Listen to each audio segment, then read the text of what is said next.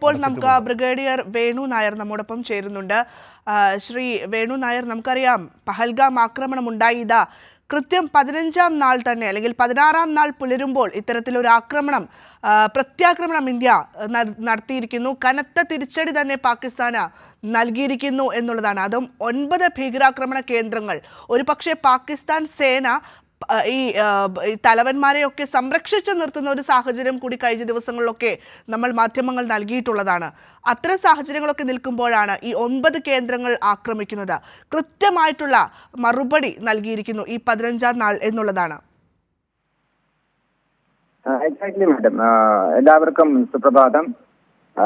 ഇന്ന് എല്ലാ ഇന്ത്യക്കാർക്കും ഒരു ഗുഡ് മോർണിംഗ് തന്നെയാണ്. ഇന്നത്തെ ആക്ച്വലി ഏതോ ഒരു ചാനലാണ് എന്നെ ഉണർത്തിയത്, 5 മണിക്കൊക്കെയാണെന്ന് തോന്നുന്നു. ഈ ഒരു നല്ല ഗുഡ് ന്യൂസ് എനിക്ക് അത് കേൾക്കാൻ പറ്റിയതിൽ വളരെ സന്തോഷം തോന്നി. നിങ്ങൾ പറഞ്ഞതുപോലെ ഒരു 15 ദിവസമായിട്ട് എന്തുകൊണ്ട് ഇന്ത്യ പ്രവർത്തിക്കുന്നില്ല, പ്രതികരിക്കുന്നില്ല എന്ന കാര്യങ്ങൾ പബ്ലിക്കിൽ ഒരു ഇറിറ്റേഷൻ ഉണ്ടായിക്കൊണ്ടിരുന്നുണ്ടായിരുന്നു. അതിലെല്ലാത്തിനും അവസാനം വന്നിരിക്കുകയാണ്. പാകിസ്ഥാൻ തന്നെ അംഗീകരിച്ച രീതി ഇന്ത്യയിൽ നിന്ന് ഒരു പ്രിസിഷൻ സ്ട്രൈക്സ് ആണ് ഉണ്ടായിരിക്കുന്നത്. ഇന്ത്യയുടെ എയർക്രാഫ്റ്റുകളൊന്നും IBO LLCO കടന്നിട്ടില്ല എന്നാണ് അറിയുന്നത്. അതിലും ഏറ്റവും നല്ലത് നമ്മുടെ ഭരണാധികാരികൾ പറഞ്ഞതുപോലെ ഇതിൽ തക്കതായ മറുപടി ഭീകരരെ കൺട്രോൾ ചെയ്യുന്ന ആളുകൾക്കും കൊടുത്തിരിക്കുന്നതാണ് പറഞ്ഞിരിക്കുന്നത്. ഇപ്പോൾ നോക്കിയാൽ വളരെ ടോക്കൺ ആയിട്ടാണ് നമ്മൾ കൊടുത്തിരിക്കുന്നത്. ഇനഫ് മെഡിസിൻ ഫസ്റ്റ് ഡോസ് പോലെ കൊടുത്തിരിക്കുകയാണ്. ഇത് ഇന്ത്യയുടെ അഭിമാനത്തിന് ഇത് നമുക്ക് ചെയ്യാതിരിക്കാൻ പറ്റില്ലായിരുന്നു. 26 നിർദോഷരായ നിരായുധരായ ആളുകളെ മതം നോക്കിയോ വേർതിരിച്ചോ തന്റെ കുടുംബങ്ങളുടെ മുമ്പിൽ വെച്ച് കൊലപ്പെടുത്താം എന്ന് അവർ കരുതിയെങ്കിൽ, അവർക്ക് സ്പോട്ട് ഫ്രീ എന്ന് കരുതിയെങ്കിൽ അങ്ങനെയല്ല. നമ്മുടെ കയ്യിലെ എപ്പോഴും നമ്മുടെ സ്ട്രാറ്റജിക് ലിമിറ്റ് കൺസ്ട്രെയിൻറ്റ് ചെയ്തിരുന്ന ആളുകളാണ്.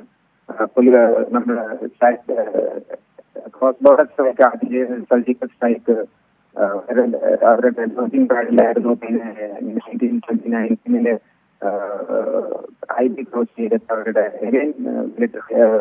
മിലിറ്ററിന്റെ ക്യാമ്പിനാണ് നമ്മൾ പോയത്. എയർഫോഴ്സാണ്, നമ്മുടെ എയർക്രാഫ്റ്റ് ആണ് നമ്മൾ ചെയ്തത്. വളരെ വിവേകപൂർവമായിട്ടാണ് നമ്മൾ ചെയ്തത്. നമ്മുടെ അവരെ ചോദിച്ചിട്ടാണിത്. നമ്മുടെ ഒഫീഷ്യലായിട്ടുള്ള ഇൻഫർമേഷൻ ഒരു 1 നമ്മളെ ആക്രമിച്ചിട്ടുണ്ടായിരുന്നാണ്. അതിലാണ് 4 പഞ്ചാബിലെ 100 കിലോമീറ്റർ അപ്പുറത്തുള്ള സ്ഥലം ബഹാൽപൂർ ദേശീയ മതത്തിന്റെ ഹെഡ്ക്വാർട്ടറാണ്. അപ്പൊ സാംബയുടെ ഓപ്പോസിറ്റ് 30 കിലോമീറ്റർ അപ്പുറമുള്ള മുന്നിൽ എന്ന് പറയുന്നത് LDK ഹെഡ്ക്വാർട്ടറാണ്. അപ്പോ ഇതെല്ലാം അവിടെ ആളുകളുണ്ടോ ഇല്ല, എത്ര അവിടെ കാഷ്വാലിറ്റി ഉണ്ടായത് എന്നുള്ളത് വളരെ വ്യക്തമാണ്. ഭീകരരായിട്ട് വരാൻ ആളുകൾ ഉള്ളിടത്തോളം കാലം ISIയും പാകിസ്ഥാൻ ആർമിയും ഇതിനു വേണ്ടി ഫണ്ട് ചെയ്യുന്നിടത്തോളം കാലം ആന്റി ഇന്ത്യ എന്നൊരു രീതിയിൽ ഞങ്ങളുടെ നിത്യജീവിതത്തിലെ പറ്റി ചോദിക്കാതെ ഒരു ബ്ലൈൻഡ് ആന്റി ഇന്ത്യ ഫീലിംഗ് വെച്ച് ചേർത്തിടുന്ന കാലം ഇപ്പൊ മരിച്ച ആളുകൾക്ക് പകരം ആളുകൾ വരാൻ ബുദ്ധിമുട്ടുമില്ല, അത് അവർക്ക് കിട്ടിക്കൊണ്ടിരിക്കും. പക്ഷെ ഇന്ത്യ കൊടുത്തിരിക്കുന്ന സിഗ്നലാണ്, ഒരു വാർണിംഗ് ആണ്. ഇത് അവരെ മനസ്സിലാക്കിയാൽ നന്ന്. അവരുടെ മിലിറ്ററി റിസർവ്സ് വളരെ ലോ ആണ്. നമുക്കറിയാം അവരുടെ ഫോറിൻ കറൻസി ഒരു കുറച്ച് ആഴ്ചകൾക്ക് വേണ്ടി മാത്രമുള്ള ഇമ്പോർട്ട്സിനായിട്ടാണുള്ളത്. വളരെ വളരെ ബുദ്ധിമുട്ടിയാണ് രാജ്യം നടക്കുന്നത്. അവർക്ക് അഭിമാനത്തിന്റെ പ്രശ്നമില്ല. ഇപ്പൊ നമ്മൾ ചെയ്തതിന് ഒരു മറുപടി കിട്ടിയെന്നുള്ള രീതിയിൽ അത് അക്സെപ്റ്റ് ചെയ്യുക എന്നുള്ളതാണ് അതിന്റെ കാര്യം. പക്ഷെ അവർ അങ്ങനെ ചെയ്യില്ലായിരിക്കും. ഇനി ഞാൻ പറഞ്ഞ പോലെ വളരെ മിനിമം റിയാക്ഷനാണ് ഇന്ത്യയിൽ നിന്നുണ്ടായിരിക്കുന്നത്. വളരെ കാൽക്കുലേറ്റഡ് ആൻഡ് മെഷേർഡ് റെസ്പോൺസ് ആണ് ഇന്ത്യ ചെയ്തിരിക്കുന്നത്. ഇതിന് നമ്മുടെ സർക്കാരിനെയും നമ്മുടെ ആർമി, നേവി, എയർഫോഴ്സിനെയും നമ്മൾ അഭിനന്ദിക്കുന്നു. ഇന്ത്യൻ ആയതിൽ ഇന്ന് രാവിലെ വളരെ അഭിമാനത്തോടു കൂടി നമുക്ക് തലയുയർത്തി നടക്കാം. Back to you please. Shri Venu Nair, മറ്റൊരു കാര്യം കൂടിയുണ്ട്. അതായത് ഇപ്പോൾ ഈ അതിർത്തി പ്രദേശത്തുള്ള ആളുകളെയൊക്കെ ബങ്കറിലേക്ക് മാറ്റിയിരിക്കുന്നു. അതുപോലെ തന്നെ കശ്മീരിന്റെ ആകാശങ്ങളിൽ പോർ വിമാനങ്ങളൊക്കെ കവചമൊരുക്കി ഇപ്പോൾ തന്നെ സജ്ജമായി നിൽക്കുന്നു എന്നൊക്കെ പറയുന്നുണ്ട്. അതായത് പാകിസ്ഥാനിൽ നിന്നും ഒരു പക്ഷേ ഒരു തിരിച്ചടി പ്രതീക്ഷിക്കുന്നുണ്ടോ ഇന്ത്യൻ സൈന്യം? തീർച്ചയായിട്ടും മാഡം. ഇങ്ങനെ അവിടുത്തെ മിലിറ്ററി ഗവൺമെന്റ് ഒഫീഷ്യലായിട്ട് അല്ലെങ്കിലും മിലിറ്ററി ലീഡ് ചെയ്യുന്ന ഒരു രാഷ്ട്രമാണല്ലോ പാകിസ്ഥാൻ. അപ്പോ നമ്മുടെ മുനീറിനെ പറ്റി നമുക്കറിയാം. അദ്ദേഹം പ്രസംഗിച്ചുകൊണ്ടിരുന്നപ്പോ ആ ഒരു കോൺട്രവേഴ്സ്യൽ പ്രസംഗത്തെ പറ്റി ഒന്ന് റീവൈൻഡ് ചെയ്താൽ കാണാമല്ലോ. അതിന്റെ ഓഡിയൻസിൽ പ്രധാനമന്ത്രി ഇന്ന് കൈയടിക്കുന്നവരുണ്ട്. അത് നമ്മൾ വേറെ ഏതെങ്കിലും രാജ്യത്തെ ഒരു ഡെമോക്രസിയിൽ അങ്ങനെ സംഭവിക്കുമെന്ന് നമുക്കറിയാം. അദ്ദേഹമായിരുന്നു ഇന്ത്യയെ പറ്റി ഇങ്ങനെ ഒരു വിഷം തുപ്പിക്കൊണ്ട് ഇരുന്നത്. അപ്പോൾ തിരിച്ചടി ഉണ്ടാകില്ലെങ്കിൽ അതൊരു അത്ഭുതമായിരിക്കും. ഏത് രീതിയിലാണ് അവരുടെ കൺസ്ട്രെയിന്റ് എന്ന് പറയാൻ ഞാൻ പറയില്ല. അവർക്കൊരു കൺസ്ട്രെയിന്റ് ഉണ്ടെന്ന് എനിക്ക് തോന്നുന്നില്ല. പക്ഷെ ഇന്ത്യയിൽ നിന്ന് അവരിപ്പോ റെസ്പോൺസ് ചെയ്ത അതിൽ കൂടുതൽ ഇന്ത്യക്ക് ചെയ്യാൻ കഴിവുണ്ട് എന്നുള്ള ഒരു തിരിച്ചറിവ് അവർക്കുണ്ടാവണം. പക്ഷെ റെസ്പോണ്ട് ചെയ്യാതിരിക്കാൻ പറ്റില്ല. പിന്നെ എൽസിയുടെ ഫയറിങ്ങും എൽസിയുടെ നമ്മുടെ നാട്ടുകാർക്ക് വരുന്ന ബുദ്ധിമുട്ടുകളെ പറ്റി പറഞ്ഞല്ലോ. ഇവിടെ ഞാൻ കാശ്മീർ വാലിയിൽ ഒരു 8 വർഷത്തോളം പല റാങ്കുകളിൽ ഉള്ള ആളാണ്, ക്യാപ്റ്റൻ മുതൽ ബ്രിഗേഡിയർ വരെ. അപ്പോൾ പണ്ട് ഇപ്പൊ ഉണ്ടായിരുന്ന ഒരു സീസ് ഫയർ ഒരു 2-3 വർഷമായിട്ട് ഞാൻ 91-ലൊക്കെ അവിടെ ചെല്ലുമ്പോൾ LCയിൽ ട്രാൻസ്പോർട്ട് ഫയറിംഗ് ആർട്ടിലറി ഫയറിംഗ് LCയിൽ ഇവിടെ ഉണ്ടാവുകയില്ലായിരുന്നു.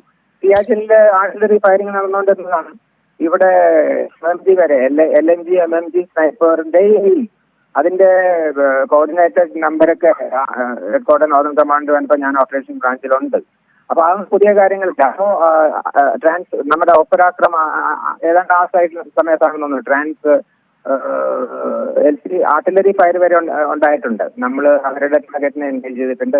അപ്പോൾ ഈ ബങ്കേഴ്സ് ഒക്കെ ഉണ്ടാക്കിയിട്ടുണ്ട്. പക്ഷെ അത് കുറച്ച് കൊലാറ്ററൽ ഡാമേജ് നമ്മൾ പറയുന്നത് അത് അബ്സോർവ് ചെയ്തായിരിക്കാൻ പറ്റില്ല. വളരെ വിഷമമുള്ള കാര്യമാണ്. അതിൽ നഷ്ടപ്പെടുന്ന ഇപ്പൊ 3 ആളുകളുടെ കൊല്ലപ്പെട്ടു എന്നാണ് മനസ്സിലാക്കുന്നത്.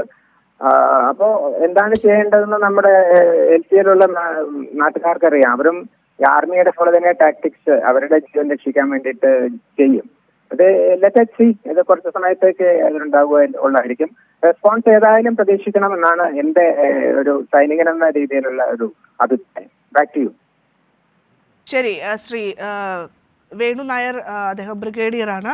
എന്തായാലും നമുക്ക് അദ്ദേഹത്തിൻ്റെ വാക്കുകൾ തന്നെ വലിയ രീതിയിൽ നമുക്ക് ഊർജം പകരുന്ന ഒരു കാര്യം തന്നെയാണ്. കാരണം പണ്ടും ഇത്തരത്തിൽ, അതായത് വർഷങ്ങളായി ഇന്ത്യക്ക് മേൽ പാകിസ്ഥാൻ ഇത്തരത്തിൽ പ്രകോപനങ്ങൾ സൃഷ്ടിച്ചുകൊണ്ടിരിക്കുന്നു. അതിൻ്റെയൊക്കെ ഉത്തമ ഉദാഹരണങ്ങളാണ് ഉറിയിലുണ്ടായ ആക്രമണം, അതുപോലെ ഇപ്പോഴിതാ ഏറ്റവും അവസാന പഹൽഗാമിൽ ഉണ്ടായിട്ടുള്ള ഭീകരാക്രമണം എന്നൊക്കെ പറയുന്നത്.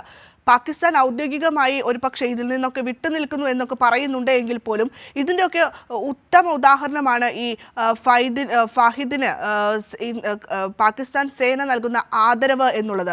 ആദരവ് നൽകുന്നു, ഒപ്പം തന്നെ അദ്ദേഹത്തെ ഇന്ത്യ തിരിച്ചടിക്കുമെന്ന് ഭയന്നുകൊണ്ട് അദ്ദേഹത്തെ സുരക്ഷിത കേന്ദ്രങ്ങളിലേക്ക് മാറ്റുന്നു, അദ്ദേഹത്തിന് സംരക്ഷണം ഒരുക്കുന്നു തുടങ്ങിയ കാര്യങ്ങളൊക്കെ അതിനുള്ള ഉദാഹരണമാണ്.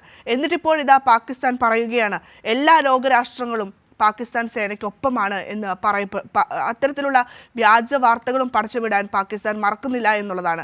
എന്തായാലും കൃത്യമായിട്ടുള്ള ഒരു മറുപടി, കൃത്യമായി മർമ്മത്തിൽ തന്നെ തൊട്ടിരിക്കുന്നു എന്നുള്ളതാണ് ഇപ്പോൾ ഈ ഒരു ഘട്ടത്തിൽ പറയാനുള്ളത്.